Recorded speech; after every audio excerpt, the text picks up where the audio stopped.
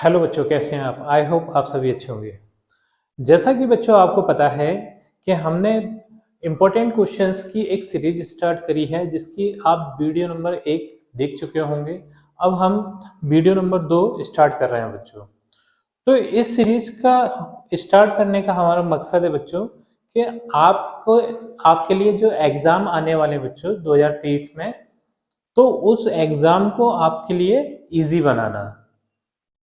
तो अभी हमने विज्ञान विषय के लिए आपके लिए ये सीरीज स्टार्ट करी है और आने वाले समय में हम और विषयों के लिए भी ये सीरीज लेके आएंगे। बच्चों, इस वीडियो में हम कक्षा 10 के अध्याय 2 के अम्ल, क्षार और लवण इस पाठ के प्रश्न उत्तरों को देखेंगे जो कि बहुत ज़्यादा महत्वपूर्ण है। सिर्फ हम महत्वपूर्ण प्रश्न उत्तरों को देखेंगे।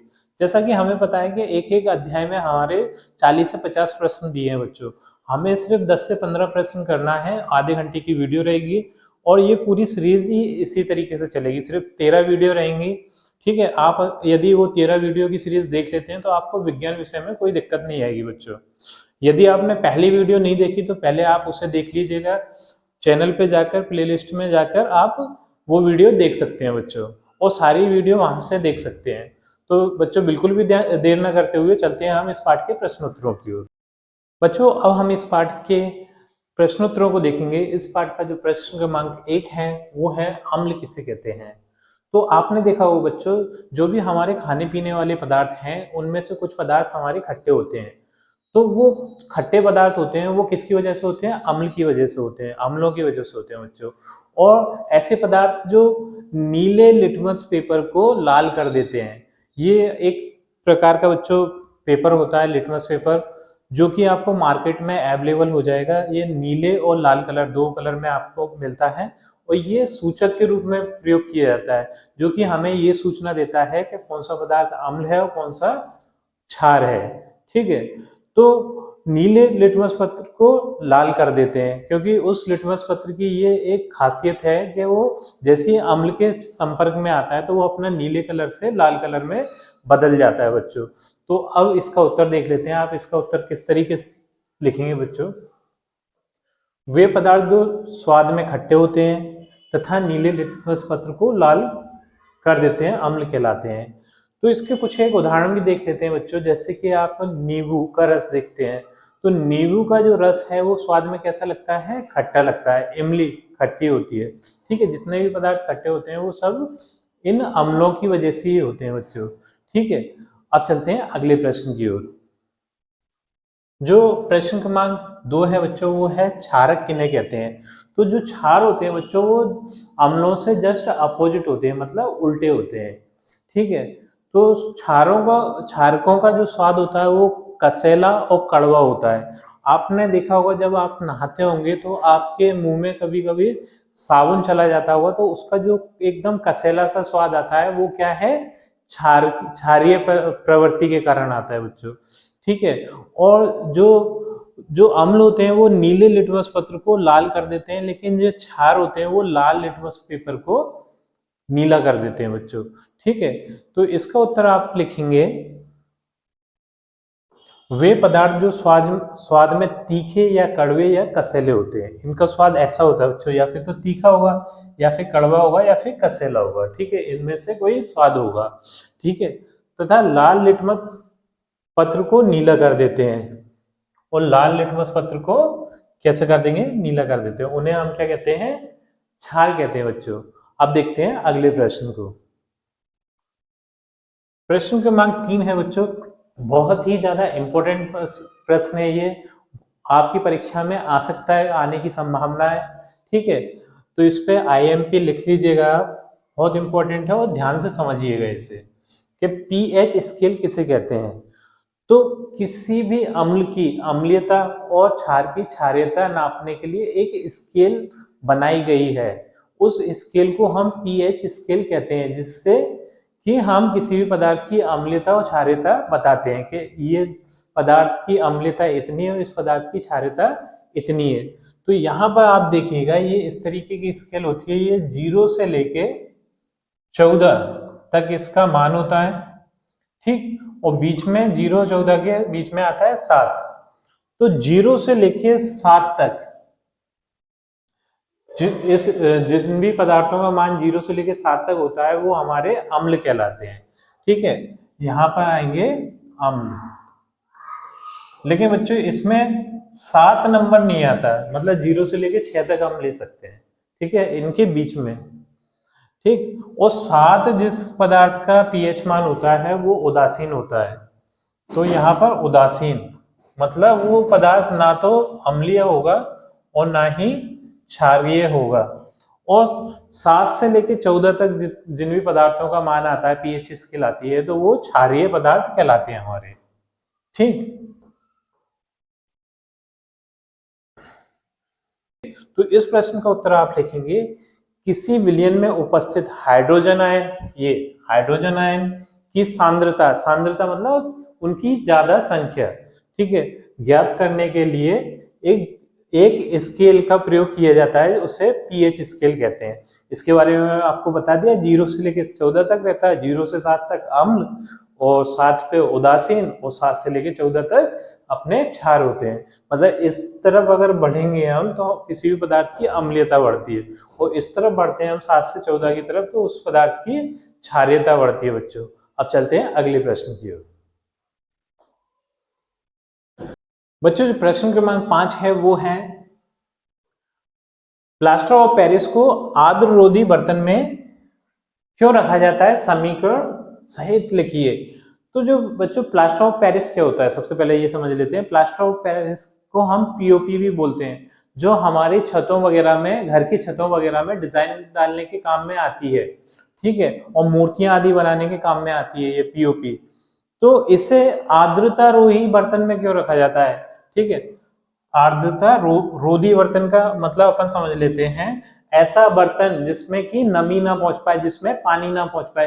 क्योंकि बच्चों ये जो पीओपी है वो नमी के संपर्क में आने से, पानी के संपर्क में आने से ठोस हो जाती है।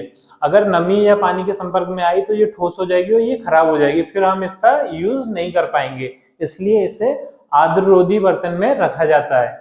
ठीक है, तो इसका उत्तर आप लिखिएगा, प्लास्टर ऑफ पेरिस आर्द्रग्राही होता है और नमी से क्रिया करके कठोर ठोस पदार्थ का निर्माण करता है, मतलब ये कठोर हो जाता है। ठीक, इसलिए प्लास्टर ऑफ पेरिस को आर्द्ररोधी बर्तन में रखा जाता है। आर्द्ररोधी का मतलब वाटरप्रूफ बर्तन में। ठीक है, तो ये इसका समीकरण हो गया बच्चों, समीकरण आप लिख लीजिएगा। आप चलते हैं अगले प्रश्न की ओर। अब बच्चों जो प्रश्न क्रमांक 6 है वो है, उदासीनीकरण अभिक्रिया क्या है, 2 उदाहरण दीजिए। तो बच्चों जब अम्ल और क्षार आपस में मिलते हैं, उन्हें मिलाया जाता है, तो वो एक दूसरे के प्रभाव को खत्म कर देते हैं। एक दूसरे के प्रभाव को खत्म करने का मतलब है वो उदासीन हो जाते हैं, ना उन पे अम्लीयता बचती ना क्षारीयता बचती, वो क्या हो जाते हैं, उदासीन हो जाते हैं। उस कंडीशन में वो लवण बनाते हैं। ठीक है, उसी अभिक्रिया को अपन क्या बोलते हैं, उदासीनीकरण, क्योंकि हम यहाँ दोनों को उदास कर रहे हैं, कोई भी उसमें प्रभाव नहीं रहा, अब ना तो अम्ल का रहा ना ही क्षार का रहा, इसीलिए वो दोनों कैसे हो गए, उदास हो गए। ठीक है, तो इस प्रश्न का आप उत्तर लिखिएगा, अम्ल और क्षार परस्पर अभिक्रिया करके एक दूसरे को उदासीन कर देते हैं, यानी एक दूसरे का प्रभाव खत्म कर देते हैं और लवण और जल का निर्माण करते हैं। ये प्रक्रिया उदासीनीकरण कहलाती है। जैसे HCl, HCl क्या है बच्चों, एक अम्ल है। ठीक है, NaOS ये क्षार है, ये दोनों आपस में मिले। ठीक है, ये दोनों मिले तो इन्होंने क्या बनाया, NaCl सोडियम क्लोराइड यानी कि लवण और जल, ये बनाया। ठीक है, तो इन दोनों ने एक दूसरे को क्या कर दिया, उदासीन कर दिया और लवण और जल बनाया। इसलिए इस अभिक्रिया को क्या बोल रहे हैं अपन, उदासीनीकरण अभिक्रिया बोल रहे हैं बच्चों। अब चलते हैं अगले प्रश्न की ओर। अब बच्चों प्रश्न क्रमांक 7 है, ये है, धोने का सोडा एवं बेकिंग सोडा के दो प्रमुख उपयोग लिखिए। ठीक है, तो सबसे पहले तो हम ये समझ लेते हैं कि धोने का सोडा और बेकिंग सोडा होता क्या है। तो बच्चों जो धोने के काम आता है, ठीक है, धावन सोडा जिसे बोलते हैं, तो उसे धोने का सोडा या फिर धावन सोडा बोलते हैं। और जो बेकिंग मतलब होता है पकाना, जो खाना वगैरह पकाने के काम आता है उसे बोलते हैं बेकिंग सोडा। ठीक, दोनों ही सोडों से आप परिचित हैं। आप जो घर पे सरफ वगैरह यूज करते हैं वो क्या होता है, धावन सोडा होता है। और जो घर पे केक वगैरह बनाने में यूज होता है वो कौन सा होता है? बेकिंग सोडा होता है बच्चों। ठीक है, तो इसके उपयोग देख लेते हैं हम। धोने के सोडे के दो उपयोग हैं। ठीक है, उपयोग कांच, साबुन एवं कागज उद्योग में होता है। इसका किसका? धोने के सोडे का। ठीक है, इसका उपयोग घरों में साफ सफाई के लिए भी होता है। ठीक, और बेकिंग सोडा का उपयोग बेकरी, ये आपके टोस्ट, ब्रेड आदि वगैरह आते हैं, बेकरी उद्योग में होता है। किसका? बेकिंग सोडा का उपयोग। और अग्निशामक के रूप में होता है। अग्निशामक मतलब आग वगैरह बुझाने के लिए। तो इस तरीके से ये दोनों ही उपयोग हो जाते हैं बच्चों। अब चलते हैं अगले प्रश्न की ओर। प्रश्न क्रमांक 8 है बच्चों, अम्ल एवं क्षार में कोई चार अंतर बताइए। बहुत ज्यादा इंपॉर्टेंट क्वेश्चन है, वेरी वेरी इंपॉर्टेंट बच्चों। तो पहला तो उपयोग यही अंतर यही है बच्चों कि जो अम्ल होते हैं वो स्वाद में खट्टे होते हैं, और जो क्षार होते हैं वो स्वाद में कैसे होते हैं? कसैले, कड़वे टाइप के। ठीक है, ये पहला अंतर हो गया।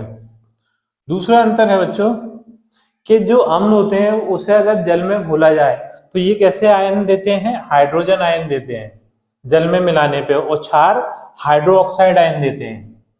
ठीक है, अच्छा मैंने आपको बताया था कि जो अम्ल होते हैं उनका मान 0 और 7 के बीच में होता है, उनका पीएच मान, और जो क्षार होते हैं उन्हें उनका मान 7 और 14 के बीच में होता है। ठीक है, तो ये अगला अंतर हो गया, तीसरा। चौथा अंतर है, जो अम्ल होते हैं वो नीले लिटमस पत्र को कैसा कर देते हैं? लाल। ध्यान से सुनिएगा, नीले लिटमस पत्र को लाल कर देते हैं, और जो क्षार होते हैं वो लाल लिटमस पत्र को नीला कर देते हैं। ठीक है, ध्यान रखिएगा ये वाला पॉइंट, क्योंकि इसमें कंफ्यूजन होती है।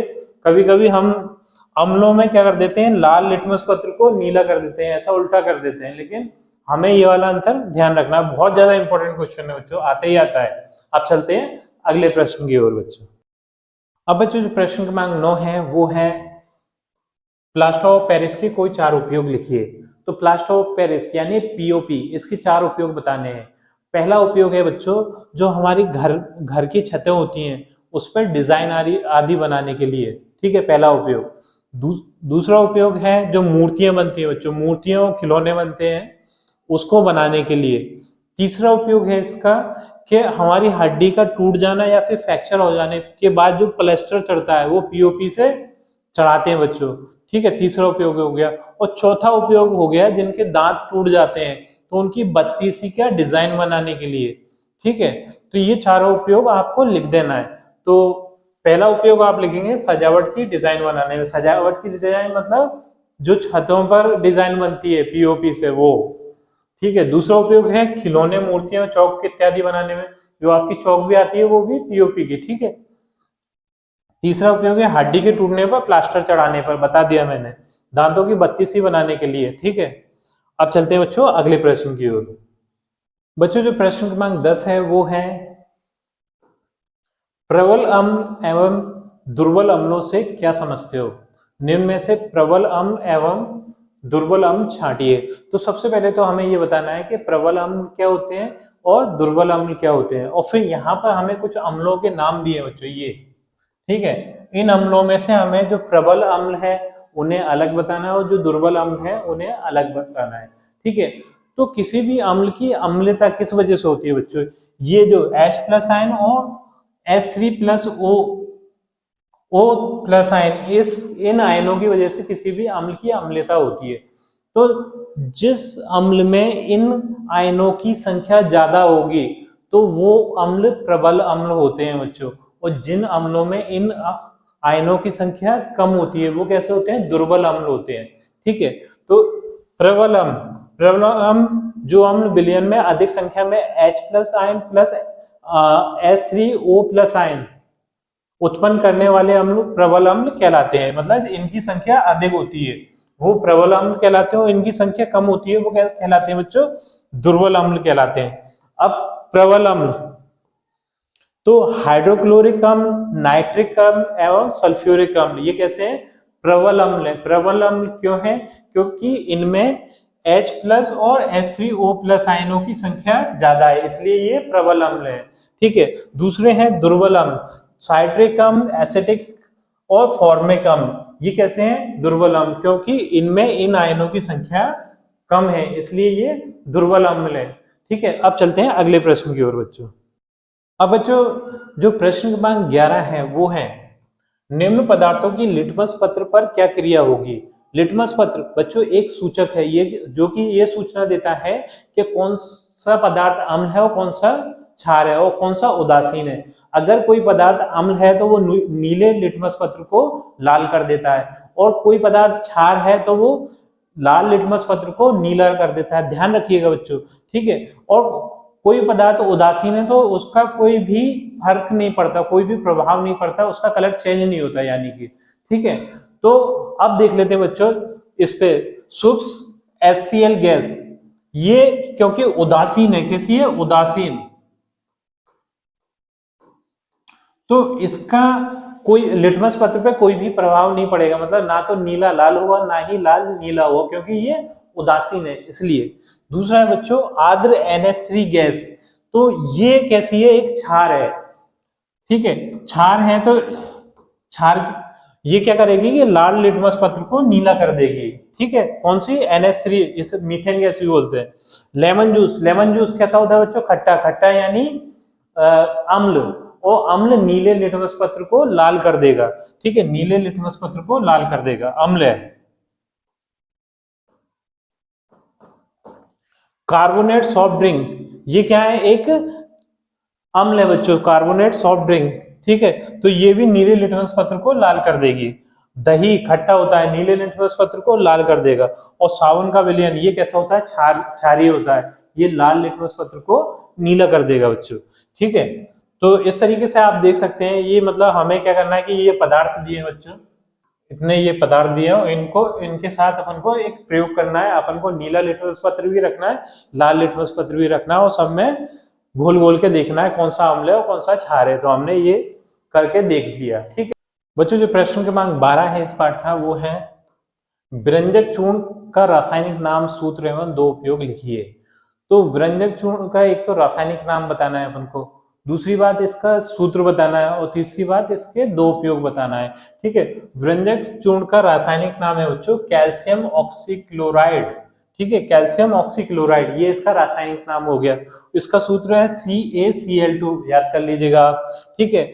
व्यंजक जैसा कि हमें नाम से ही पता चल रहा है बच्चों, इसका उपयोग होता है रंगने के लिए, किसको? कागज को और कपड़ों आदि को रंगने के लिए इसका उपयोग होता है व्यंजक चूर्ण, ठीक है। पहला उपयोग हो गया कागज एवं कपड़ों को रंगने के लिए। दूसरा उपयोग हो गया कीटाणुनाशक के रूप में। कीटाणुनाशक के रूप में मतलब पानी आदि में अगर कोई गंदगी है तो उसे साफ करने के लिए, ठीक है, इसका उपयोग होता है, किसका? व्यंजक चूर्ण का। तो हमने रासायनिक नाम भी बता दिया, इसका सूत्र भी बता दिया, इसके उपयोग भी बता दिए। तो इस प्रकार ये प्रश्न क्रमांक 12 होता है बच्चों। अब चलते हैं अगले प्रश्न की ओर। प्रश्न क्रमांक 13 है बच्चों, पीतल एवं तांबे के बर्तनों में दही एवं खट्टे पदार्थों को क्यों नहीं रखना चाहिए? तो जो दही और खट्टे पदार्थ हैं बच्चों, वो पीतल और तांबे के बर्तनों से क्रिया कर लेते हैं, और क्रिया करके वो क्या है? खराब हो जाते हैं। इसलिए हमें जो खट्टे पदार्थ हैं यानी कि दही आदि, तो उन्हें पीतल या तांबे के बर्तनों में नहीं रखना चाहिए, ठीक है। तो इसका उत्तर आप लिखेंगे, दही एवं खट्टे पदार्थों में अम्ल होते हैं, ठीक है। खट्टे पदार्थ है मतलब अम्ल होंगे ही होंगे। ये पीतल से अभिक्रिया करके जिंक एवं कॉपर के साथ तांबे से क्रिया करके कॉपर के लवण बनाते हैं, ठीक है। इसलिए पीतल एवं तांबे के बर्तनों में दही एवं खट्टे पदार्थों को नहीं रखना चाहिए। तो बच्चों ये हमारा लास्ट उत्तर था। इसी उत्तर के साथ हमारी ये वीडियो कंप्लीट होती है बच्चों। आई थिंक ये प्रश्न उत्तर आपको अच्छे से समझ में आए होंगे।